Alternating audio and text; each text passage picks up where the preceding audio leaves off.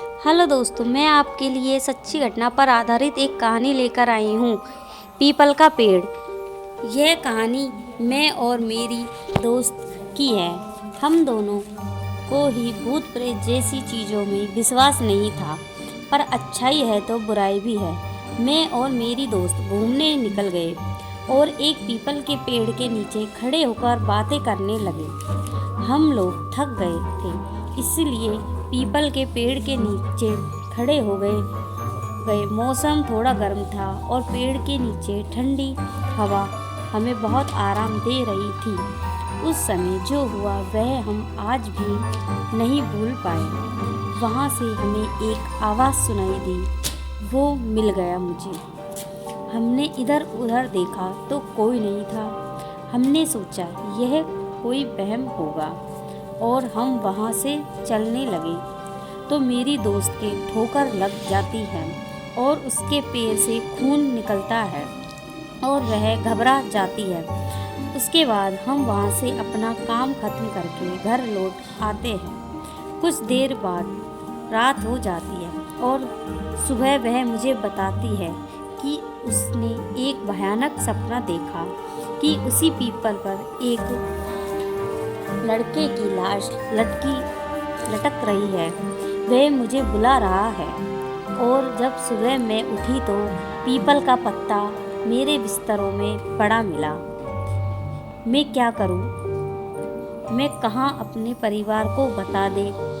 तो वह कहने लगी, मैंने बताया था लेकिन वह पत्ता न जाने कहाँ चला गया। घर वालों ने बोला कि भूत प्रेत की कहानी सुनती है, उसी का असर है, कुछ नहीं है, सपना ही तो है। मैंने कहा कोई बात नहीं, अब कुछ हो तो बताना। और हम अपने अपने काम में लग गए।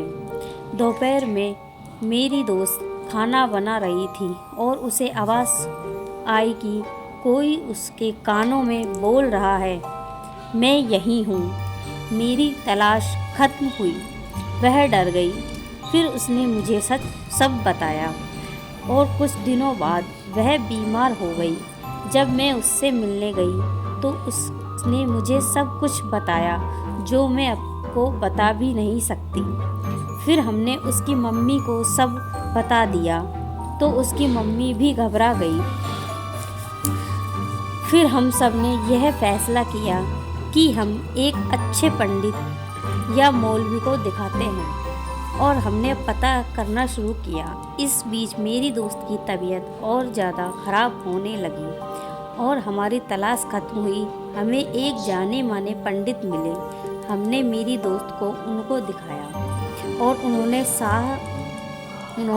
सारा राज खोल दिया कि यह लड़का अपने ही परिवार से परेशान होकर पीपल से लटक के अपनी जान दे दी और वह उसकी इच्छा अधूरी रह जाती है।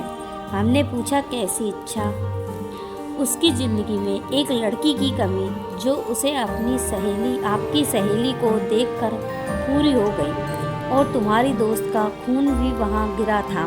मैंने कहा हाँ गिरा तो था, बस तभी से वह अब उसके साथ है, उसे साथ लेकर जाना चाहता है। तो फिर हमने कहा तो आप ही बताओ हम क्या करें?